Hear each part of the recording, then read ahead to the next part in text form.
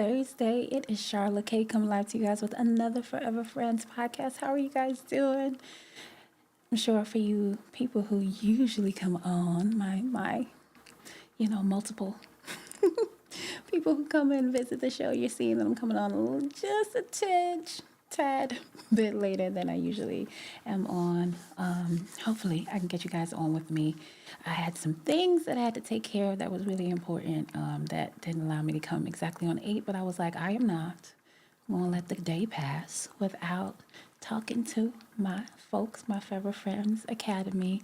So I wanted to get on here with you guys before the night ended. So I won't keep you or me long on here, but I definitely wanted to pop in just to see if I can, maybe have a quick, nice conversation with you guys. So let me introduce myself just in case there is anyone new, as per usual, which I would absolutely love. My name is Sharla Kornegay. I'm an author, a recording artist, creator of Interact Coaching, and Forever Friends Academy, which is my subscription-based membership where we do group relationship coaching. So this is my show named exactly the same, Forever Friends Academy, where we talk about all relationship topics. My main goal and my main vision for doing this, and even in my private coaching that I do with couples as well as singles, is just basically to help people embrace the process of giving and receiving love more easily, I guess. That's the best way that I would put it. I'm a firm believer. I always say it, that God is love, and I do believe that our main purpose here is to give and receive love in the best way possible, and how God has cultivated us to, with our skill sets, our talents, to show up in the world and serve with the greatest capacity. So that's my goal. So what I like to say is I help people weed out their lazy loving, whether it's lazy loving towards yourself, to just be able to get to fulfill the goals that you have, and to believe that you're more than enough and that God made you just right to do exactly what He's created you to do, or if it's being able to weed out the lazy loving that might come in the way in between a couple who is trying to give and receive and choose each other daily while navigating this unpredictable journey called life. So that's my goal. That's who I am. Hey, oh my goodness, how are you, MP Rowland? Thank you for popping in. I was just let me introduce myself to, just in case there's anyone new coming in. If you want to check out my music on stage when I'm singing Go by Sharla K, please go on Spotify, Tidal, Amazon Music, Apple Music. Music's everywhere. Thank the Lord. Thank God for that. So you can always check out any of my music catalog. I'm really excited, and really, I'm always excited about getting new music to you guys. That's one of my aims and how I want to pour myself in the world, is that I want to release as many songs as possible. So I'm always excited about that and see which ones actually make the cut. And so feel free. Hopefully you'll find something you like there, something inspiring to you. And that's pretty much it. Enough about me. Let's get into tonight. Like I said, I'm coming on not a little bit, a lot of it. A lot later than I normatively would. So I'm definitely not going to keep you guys long up because, some of you might have to go to work tomorrow. So I'm not going to keep it and make it a long night. So I really wanted to do something kind of light tonight, and basically open the floor to you guys if you guys have any questions, relationship questions that you want to pop out to me and present to me. And then, of course, I'll answer it in the best way possible. If, I feel like I need to get more time to do some more research or let it marinate a little bit, then I'll come back and give you an answer on the next podcast. So I wanted to do that. But then I also have some quotes, just in case, if no one right now has a question that they're thinking about. I have some quotes that I would like to present to you guys. I do this sometimes, often, where I'll present quotes and you will let me know, one, if you agree with it, and either can we apply it to our relationships or not. Hey, Hey, Lauren, how are you, beautiful? Thank you for popping in. I appreciate you. So, so I'm gonna give a moment just in case you guys have any questions, just to leave a moment because I know it takes time to type it out while I'm waiting for you guys. If you have any questions before I present the quotes for tonight, I'll do a quick recap and review of the podcast and the show that we had on our last session Sunday, which which I thought was very comical. It was an interesting conversation. I did present a quote that night, which I absolutely love, and I'm so glad that I came across because. And anybody who was on from the last time, please let me know if you are applying that quote to your life and how it's working for you. But the quote that I presented from the last time was from a surfer who actually survived a shark attack. Her name is Bethany Hamilton, and she basically was attacked by a shark, and the shark took off her left arm. And I mean, she's such a phenomenal woman, and just at least to me, inspirational story of how she basically, built up her athleticism, mental state, all of the emotional, right, capacity to go back out to become a professional surfer and just build her life point blank. But her statement goes like this. It says, "When I am consuming, I'm not creating. When I'm consuming, I'm not creating." And I absolutely love the quote. I presented it to you guys. One, knowing that we can definitely apply that to our life, especially in today's culture where consumption is everywhere, right? So I definitely have been even more mindful because usually when I'm consuming it, I usually try to aim it in the direction of the things that I do. So it's either going to be working towards my vocal crafting my vocal skills, or relationships, right? But even in that, the social media is such a pull that you'll think you're gonna go on there for like 30 minutes and you end up on there for like 2 hours, right? So we talked about it from that perspective, but I also said that it was really good to apply to relationships. One, to switch the gears from consuming to creating with one another. One of the questions, well, the question that I put out along with that quote was, what are the top 3 things that you would like to create with your spouse, or if you're single, your future spouse?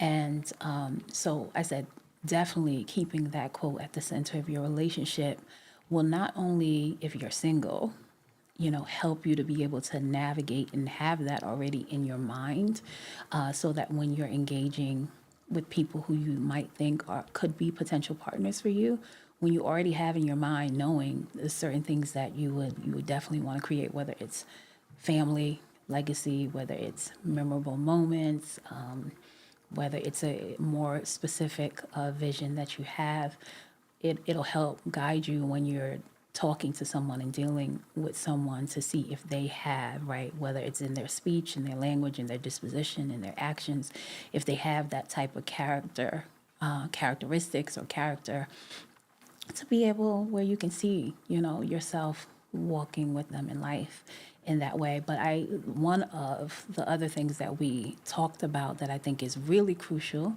that you can add that statement to is when, especially if you are already married or in a long-term relationship, and how it is when we've hurt each other, whether it's you didn't know that you were offending your partner, or it was something that, yeah, you were in a mood, or reacted or acted out of frustration or anger, whatever the reasoning is, that we can definitely get stuck there.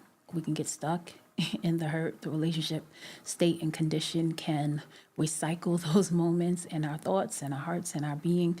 And so then that becomes, right, what we consume, what we're paying attention to, and what grows, So when you have that statement at the center of your relationship to say, when I'm consuming, I'm not creating. So whatever it is or state and condition that we're finding our relationship in, let's flip the switch, let's switch the gears, and let's come together and talk about how we can, right, create the environment, create the relationship atmosphere that we can create, right, how we want to experience this relationship rather than recycling some of the negative behaviorisms or things that brought us to a type of state that we're not experiencing the relationship in the most optimal way.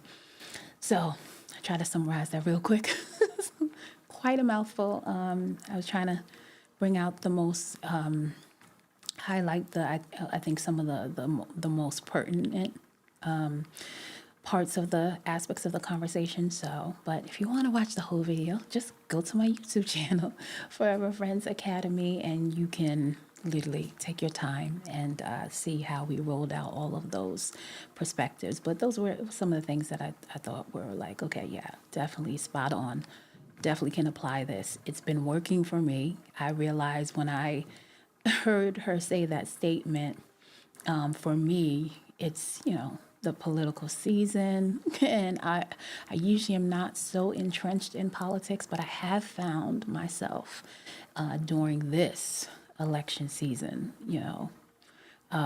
being more, you know, apt to look at, the different interviews and stories and things like that. And so when I heard that statement, I was like, okay, what is the area that I can kind of definitely ease off of and consume less? And for me, that it was that area, and it's definitely helped because I'm able to kind of focus and create and focus on other things. So hopefully it's helping you guys, whether it's just you dealing with yourself or in a relationship. So that's from our last session. So that was a quick little review. I was waiting. I don't see any questions just yet. So what I'm going to do is I'm going to present some quotes to you guys. Like I said, I'm not going to keep you on long because we started late tonight, so I don't want to keep you guys too late. But I'm going to throw out the first quote, and I want to know what your thoughts are. And I think what I'm going to do is wrap it up in a scenario. For those of you watch me often, usually Sundays are my Sunday relationship scenarios where I throw out a scenario and kind of tie in some relationship principles in there. And we get to be the therapists or the coaches and see, what our thoughts are and have a good conversation around it. So I think I'm going to throw this quote out and I'm going to tie it into a scenario. Because I think oftentimes when we put in a scenario, just like when you hear a fact or a truth, if it's put in a story, at least for me, I know, it sinks in better. So I always try to use things like that to see if, we can get a better understanding of it. So I'm going to first say the quote, and then I am going to see what your thoughts are on it, and then I'll put it in a scenario, and we'll take it from there. All right, so the first quote, and let me say who it's by, because I always like to give the person their flowers. And the first one is from Socrates. I'm sure many of you know who that is. So it is a quote from Socrates, and it goes like this. An unexamined life is a life, but not a life worth living, right? So let me say it again. Socrates said, unexamined life is a life, but weren't living, right? It's not a life that I guess is worth living or not meant, to live. So let me know what your thoughts are on that. I'm going to wrap it in this scenario. And I usually use couples, but I think this time it's pertinent. I think I could use it with just two friends talking. So that's I'm going to put the scenario between two friends, not necessarily a couple tonight. So I want you to imagine that there are two friends and they're just talking about life. And they have very different two different points of views when it comes to life, and especially when it comes to going through different transitions in life and making, I guess, the most out of your choice making, right? To be able to experience the life that you really want. So let's just say, let's make it two men. And I don't know, we're going to give them names. One's name is, I don't know, Waldorf. Make it a little comical. I don't know. Sorry if your name was Waldorf. I don't mean anything by it. Let's make it Waldorf and Randall. I don't know. They're talking. And one man, Waldorf, says that he basically, let's say he presents the quote that I just presented, with Socrates saying that an unexamined life is a life, but weren't living, right? It's not a life that's worth living. And he feels like, because you need to examine, right? You need to examine, I don't know, what you've done in the past so you don't make the same reoccurring mistakes, and you need to have a vision for the future, et cetera, et cetera. His friend, Randall, however, believes completely differently. And he believes that if you are present in your life, you will course correct, basically. That the most important aspect of living your life is that you are present in it. And as long as you're present, the things that you need to course correct will kind of automatically come to you. And you'll be able to, I guess, get on the best pathway for you to experience life in the most optimal way. Right? So they're button heads in that way. One feels that an unexamined life is someone living their life ignorantly and immaturely, and they're I guess going through life by default, but they're not necessarily living their life because they're not thoughtfully or consciously, examining it. The other friend feels that, oh no, as long as they're present, and that's more important than, I guess, thinking about the past and trying to course correct or thinking towards the future. If they are committed to being present moment by moment, that whatever things, quote unquote, that need to be course corrected will be, because they are focusing on what is the most important thing. So what are your thoughts on that? What do you think? I'm trying to tie it in with the quote that I gave. What are your thoughts on that? Who do you agree with? Do you agree with, I guess, friend number one? You don't have to worry about my little weird name. I don't want to say weird names because people could be named Waldorf. My imaginary names, I'll say that. You don't have to be concerned about the names. Just, we'll go perspective one, perspective two. So who do you agree with? The perspective one, who says, an unexamined life is a person who's living life ignorantly and immaturely, because if they don't examine their life, then they're kind of living by default. And a word that's coming to my head, I don't know if anybody has read this book called Outwitting the Devil, but there's a term that Napoleon Hill uses in the book where he says he calls people who are not kind of conscious, he calls them drifters. So let's just say they are drifting in their life, but they're not really, growing, changing, having the most optimal experiences. Or do you agree with perspective number two, that, if you're getting so caught up in examining your life, trying to course correct the past, trying to think about the future, etc., it's not as important as focusing on being present. And if that person is focused and committed on being present, that they will naturally course correct things that are needed to be able to arrive at the most optimal experiences in their life. What are your thoughts? I tried to make that concise. I don't know. I hope I did a good job on it. Let me know what your thoughts are. First of all, let me know what you think about the quote. Do you think it's truthful?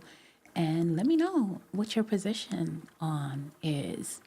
I feel, even as I'm thinking of this, I'm just thinking about myself, because I can see the importance of what both sides are saying on this. So let me know what you're saying. Hey, lovely Linda. Hey, love. How are you? And Semi Grand Rachel. How you guys doing? I have some beautiful, beautiful, beautiful, beautiful, beautiful women in here, ladies in here tonight. So I appreciate it. What am I streaming on? Yeah, I'm streaming on a couple of places right now. um, I think Instagram, YouTube, Facebook, and Twitch. Yeah. So thank you for coming in the building.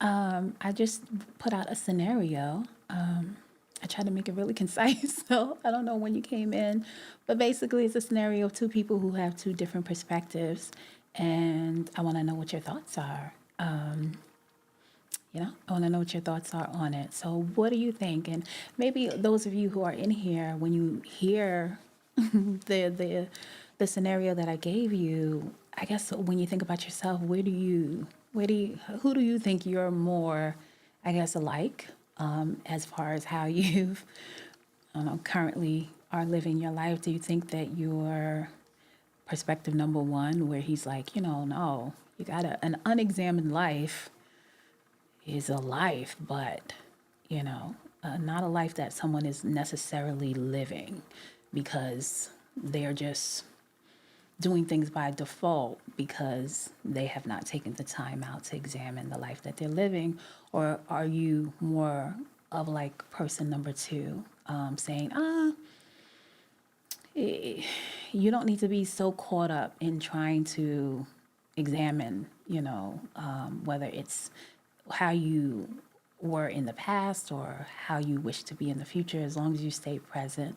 And if you're present, then, things will naturally I guess the answers will naturally come to you. Things that you need to course correct will naturally happen. What do you think? What are your thoughts? Are you, I guess, team number one, perspective number one, or perspective number two? Let me know. I just tried to use a scenario to kind of, I guess, bring a little bit more clarity to the quote that I presented to you guys. Hey, Shep, I just saw a nice gentleman here. Hey, how are you? Thank you for popping in. So I came in really quickly. I only brought up the quote to you guys in the scenario. I really started the show tonight with a quick live Q&A for you guys. So I only brought up the quote because I didn't get a question yet. But for any newcomers and participants for tonight's episode, if you have a relationship question, definitely present it to me. I only filled in the space with the quotes until I get a question from you guys that, if you present to me, I'll try to answer in the best way possible tonight. If I need to think a little further, research more, then I'll come back and answer the question for you guys. But that's what tonight is for. But I didn't see any quotes or questions yet that you guys have presented to me. So I just, brought out that one of those quotes in the scenarios to kind of wrap it in. So let me know what your thoughts are. I know I tried to make it nice and short for you guys, but I'm not sure. It might have still been too long. Let me know.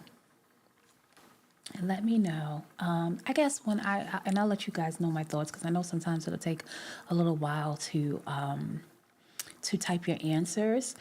I think I'm leaning more towards, and I'm just thinking about me experientially and personally, and I guess also, not I guess, I know, because the experientially side, the way that I think for myself, but also because of the industry and the field that I'm in. I'm a coach. If I'm not singing, I'm coaching. So that has a lot to do with self-reflection, self-examination, to be able to, take steps towards the future, to kind of create the life and hit targets for my clients that they want. So I definitely think I lean more towards the first perspective. And I think I'm leaning towards that perspective too, in the way that I think the part that I can take from what the second person said, the second friend, as far as like, okay, as long as you're present, it'll naturally course correct.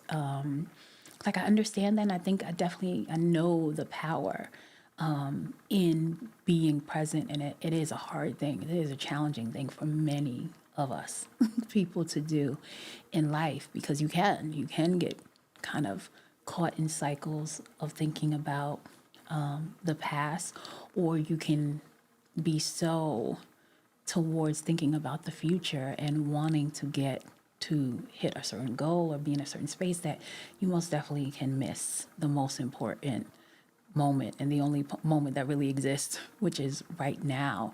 However, I think it's important how you show up, and I think the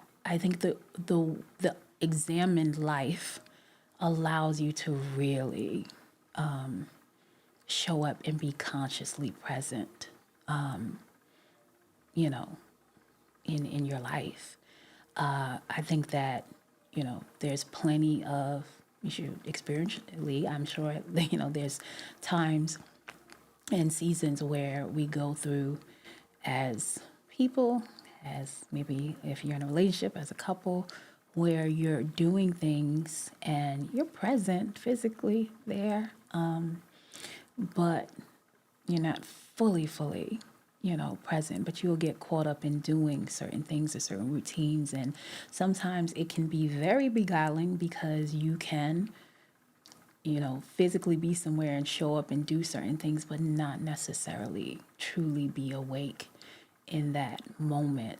And so that's why I think I'm leaning more towards the first, which goes along with the quote that I introduced to you guys.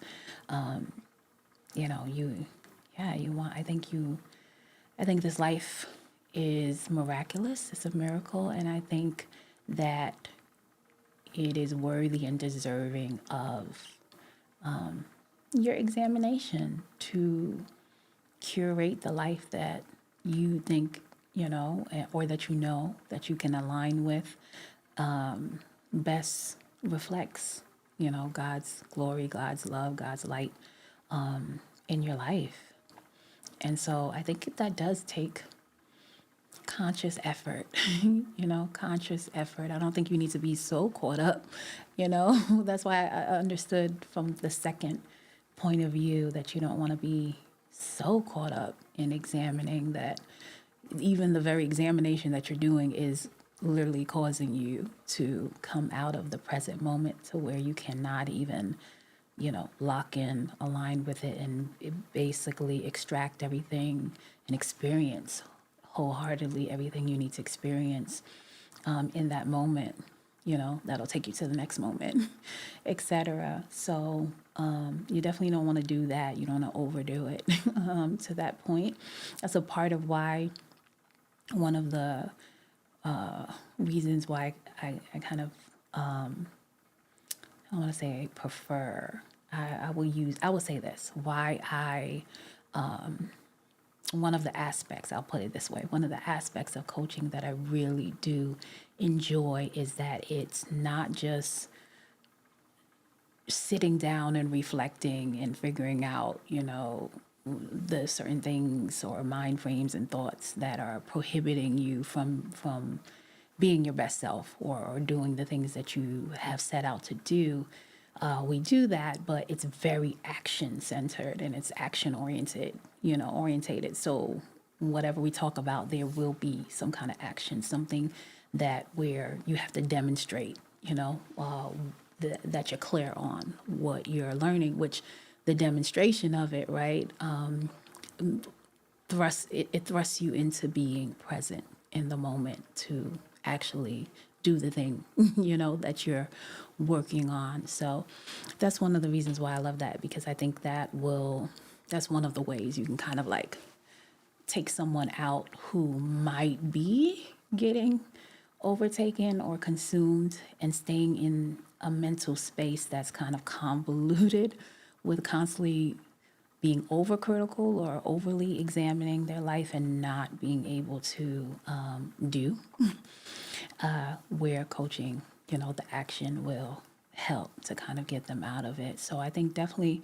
that's one of the ways that you can do that. If you're thinking about what I presented, you're thinking about yourself and seeing, okay, where am I? Am I, examining in a healthy way, or am I overdoing it? Am I being overcritical?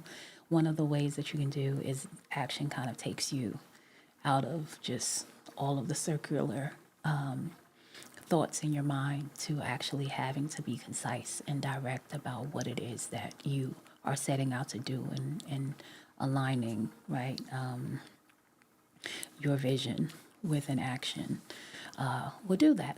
So that's my thoughts on that. I don't see any of your answers just yet, so I'm going to move on. Definitely, if you have something to say about that quote, I will definitely take a moment and read your answers that you took so thoughtfully, took your time to write.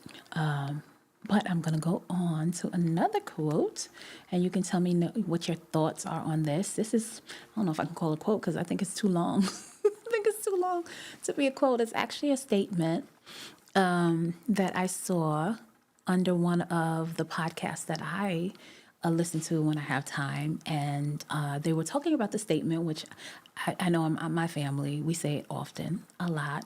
Sometimes when we are saying goodbye or we're texting each other, and, you'll hear the statement, I love you more. One person will say, I love you.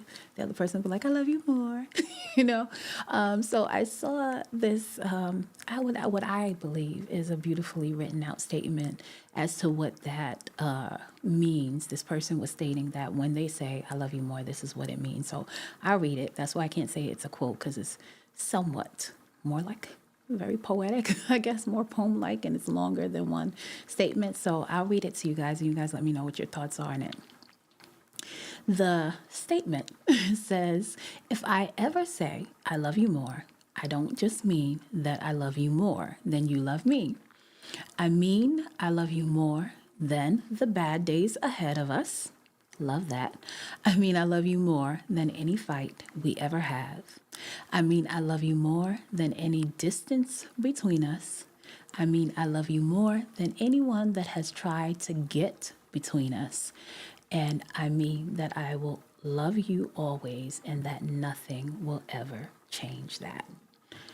I thought that was beautifully written. And I love statements that are, I guess, what you would call declarations. I felt like that comment that they left on that thread, it had a lot of affirming declarations that are really good and really healthy for relationships, So I was like, okay, this would be it definitely impacted me. So I was like, this would be a very good statement to present to you guys. So let me know what your thoughts are on that.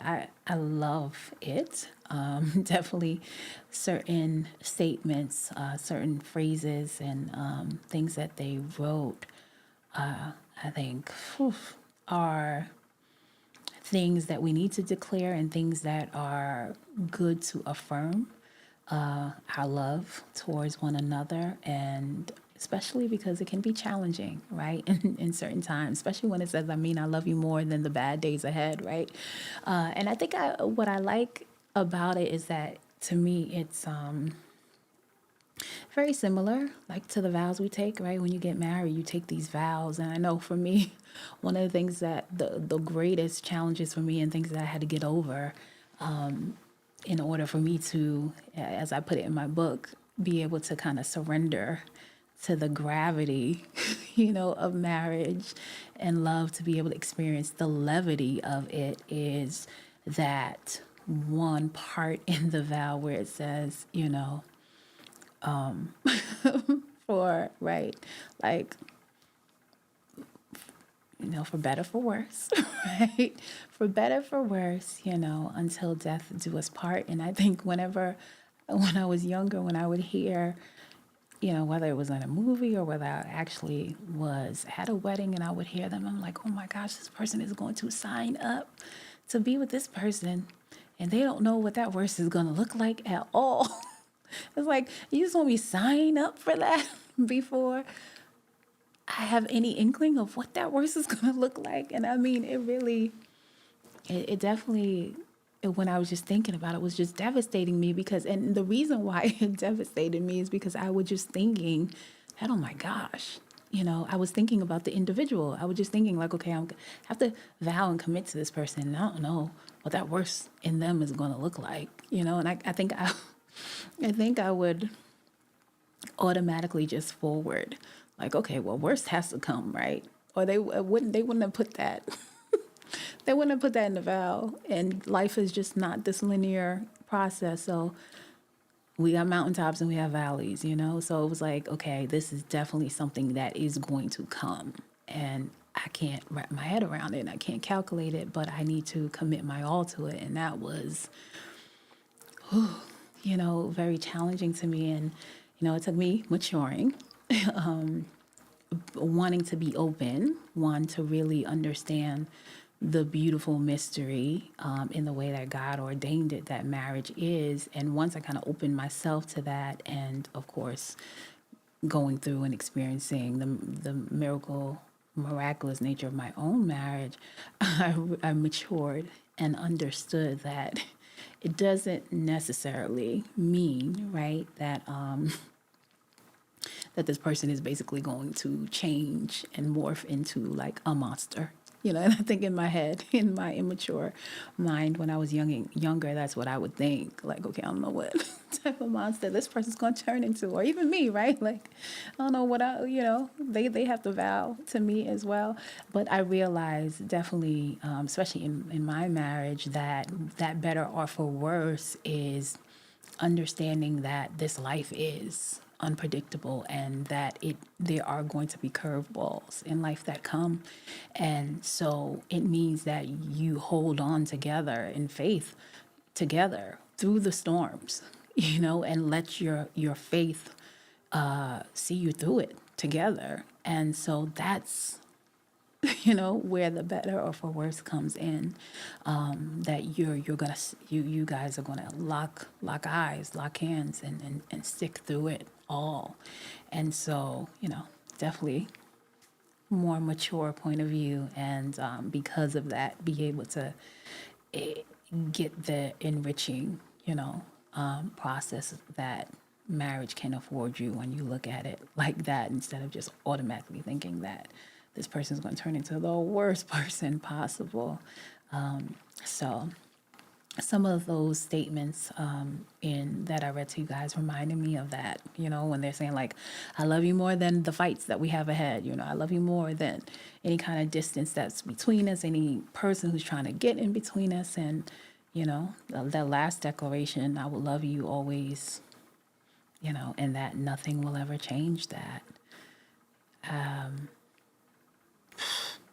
When you can declare something like that, then, I think that is the epitome of what being faithful is, that you're not going to lose faith. And I think definitely in today's culture, I think if there's anything that is missing, or a void that needs to be filled, is that there's a lack of faith, lack of faith.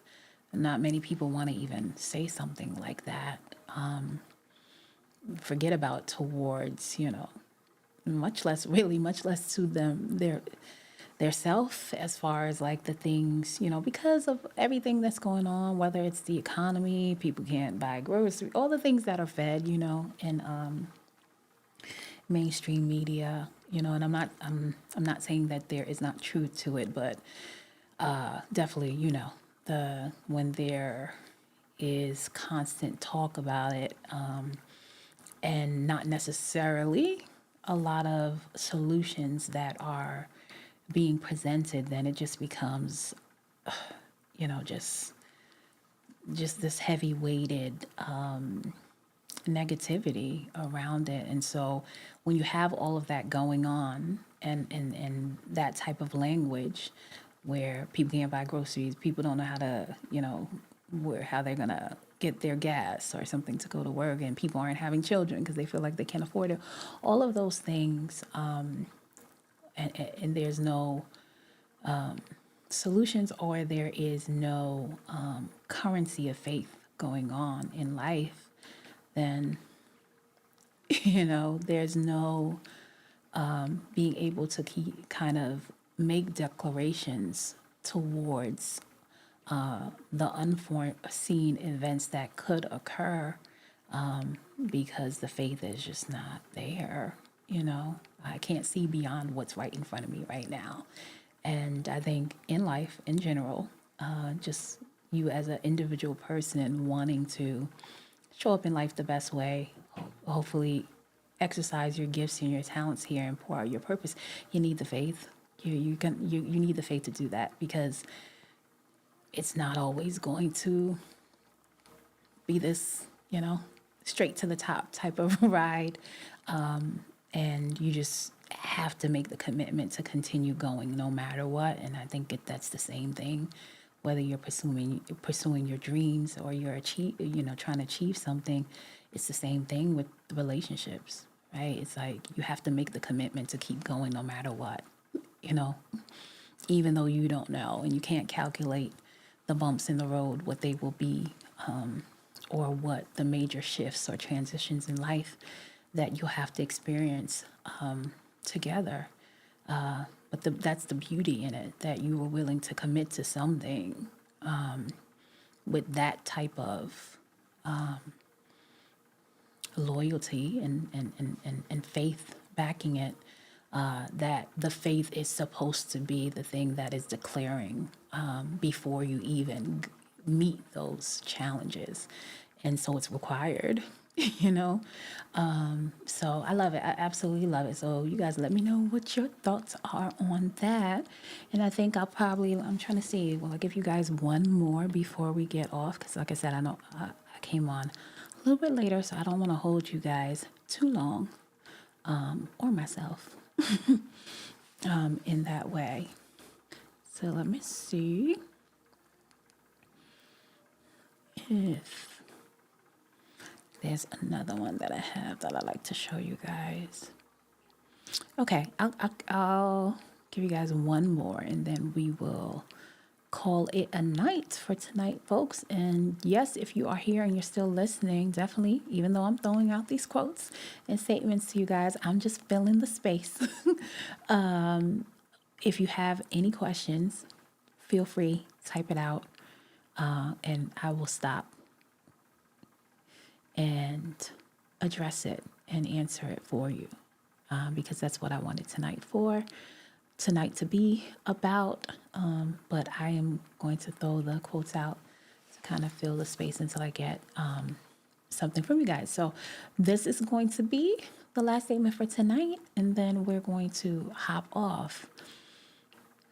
And let me know what your thoughts are on this one. This one is coming from one of the actors that I absolutely love his acting. This is from Morgan Freeman. At least that's the way I saw it. His picture was near the quote.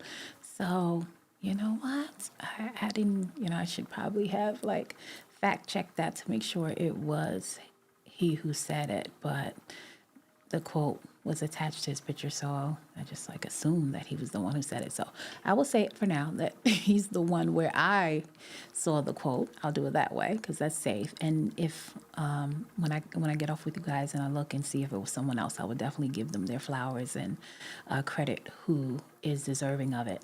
But the quote goes like this: "Dirty water doesn't stop plants from growing, so don't let negative words stop your progress."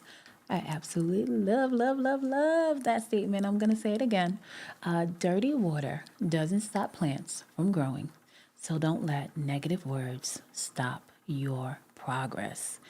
Oh, my goodness. I particularly love this quote. One, because I think when it comes to one of the most challenging areas and aspects of life is challenging the negative thoughts that you have about yourself before anybody else comes, like counteracting your own doubt that may come to you, in your own intimate conversation with yourself, whether it's I'm not good enough, whether I'm not ready, all of it, right, is centered around oftentimes not feeling like you're good enough, not feeling like you have all the things, the resources, or preparedness to do whatever it is that you think, that you need to go out on and do the venture that you want, or pursue the business that you want to start, etc. It's a long list, right, for many of us.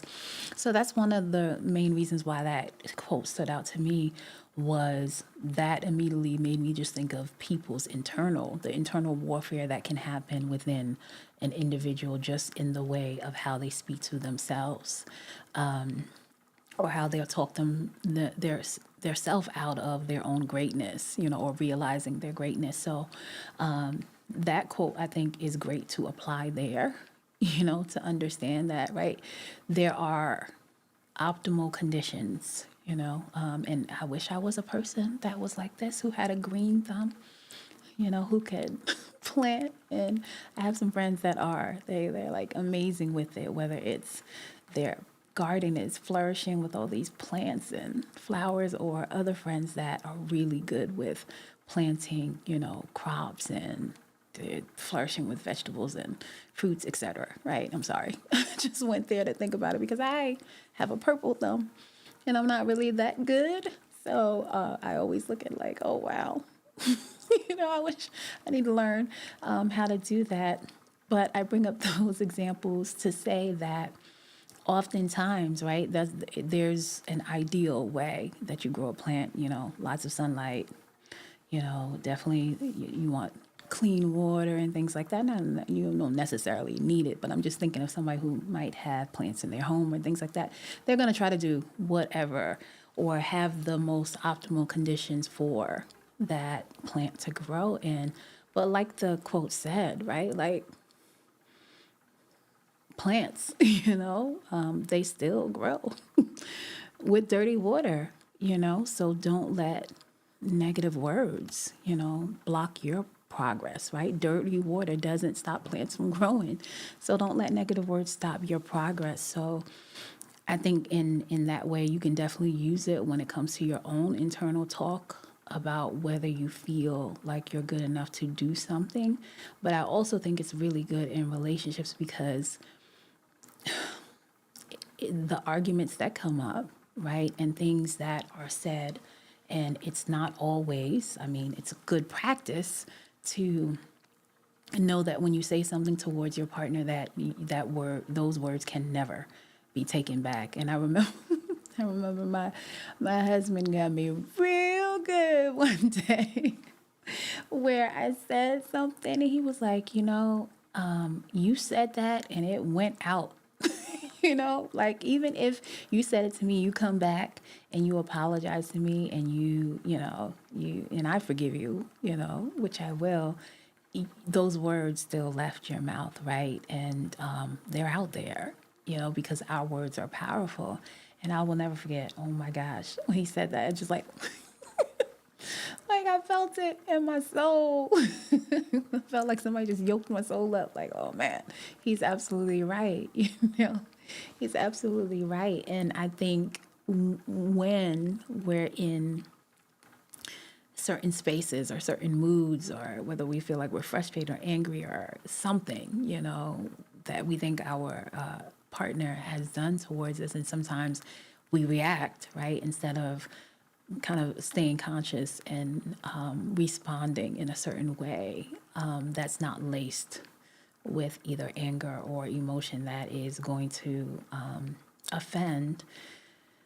Ideally, we would like to do that all the time, but that's not always going to happen. And so in moments when, offense is made, I think this quote is a really good one to keep in that way, because it's a reminder, right? Dirty water doesn't stop plants from growing, so don't let negative words stop your progress. So it means like, don't let, what offense happened in a moment lock your relationship in a certain state, in a condition forever, or for long periods of time when it's not really necessary.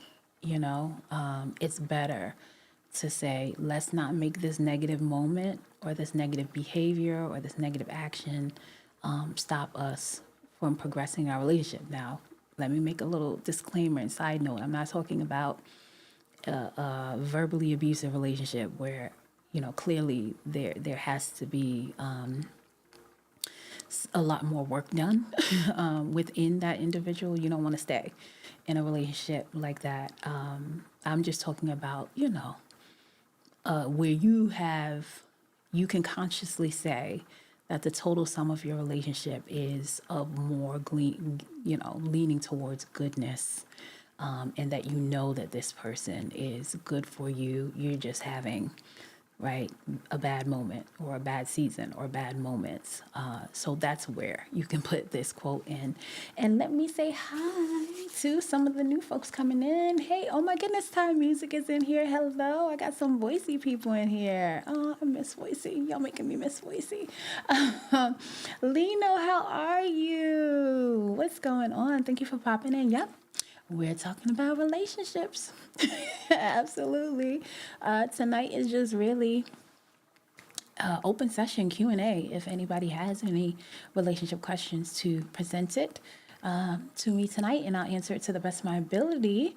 But I was waiting to get some questions, and in the meantime, I was presenting some quotes or statements that I have seen that kind of stood out to me on some relationship podcasts that I, watch when I have time. So the last one that I think you came in on was this quote by Morgan Freeman that says, "Dirty water doesn't stop plants from growing, so don't let negative words stop your progress." So we were talking about that, of how to not lock your relationship into a certain state and a condition because of maybe offense that was made, whether it was unknowingly you offended your partner or knowingly you did because you were in a certain, state of mind, state of emotional state, etc. So, oh, you're funny. I don't even know if I want to read that. What in the world? Lino says, I have a question. How can I introduce my current wife to my new wife? See, I can't. Wrong show, Lino. What? I can't answer that question. Not with no guarantee that you will walk away without, with just a hot mess of a situation. Yeah, no, I don't know. I think that's the wrong podcast for that question. This is about, monogamy. Monogamous relationships that last a lifetime. So if you have any questions based on that, I got you. But that one, yeah, I don't know. I don't know about that one. That was funny. So yeah, let me know, guys. I have put out 3 quotes. I like the 3 quotes that we talked about tonight. But like I said, I just wanted to kind of come on here with you because I didn't want to miss out. I usually come on Thursday and Sunday evenings at 8 p.m. Eastern Standard Time. But today there was some important things that I had to handle before I came on. And I was like, I'm not going to not come on. I'm not going to miss talking to my folks, my favorite friends, Academy folks tonight. So I just wanted to jump on real quick and talk with you guys and, have an open session if there are any questions that you guys have for me to answer. So want to leave room for that. And, throw out some of the quotes and see what your thoughts are on it. So I'm going to give a minute or two just in case there are some other questions that I can definitely answer tonight. And if you are new, which I would absolutely love, and you're stopping by the podcast tonight, if there's anything that I said that you resonated with you liked, etc., definitely go to my YouTube channel page. It's the same name, title, Forever Friends Academy, and subscribe, like, and comment. You can watch all of the full episodes on most of my social media. Well, all of them really, all of my social media platforms. I only post snippets, but on my YouTube channel, you have the full video. You can watch all of the full live episodes. So, would love for you to do that, especially if you feel like the content is rich and it's good, and you know other people would benefit from hearing it. I would love for you to take nothing, other than a little bit of time and energy to spread it and subscribe to the channel. So I appreciate you guys.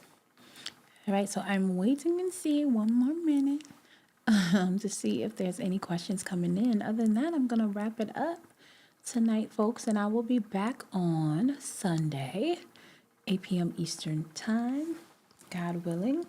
And I have something more, on. This was a little pop-in show that I did with you guys, but I have like a main topic for you guys on Sunday. So let's see. And thank you for everyone who came in. I had some people that I haven't seen in a while. They've been to the podcast, but I haven't seen them in a while. So MP Roland, I am Lauren Jackson, Semi, Ran Rachel, Lovely Linda, Shep, Thai Music, Lena, all the Voicey folks. I appreciate you guys. You guys made me miss Voicey tonight. Yeah, thank you for popping in. I appreciate it. And yeah, so I don't think I see any questions. Let me just double check so that I'm not missing any. Okay, no, I don't think so. All right, I just wanted to make sure. So, yeah. All right, I think I got everybody. So, thank you, folks. Thank you guys for popping in with me. I hope you guys have a wonderful, restful night, and hopefully I can get you back on with me Sunday evening at 8 p.m. Eastern Standard Time. All right, as I always like to say, always remember to live to love freely. Until next time. All right, bye, guys.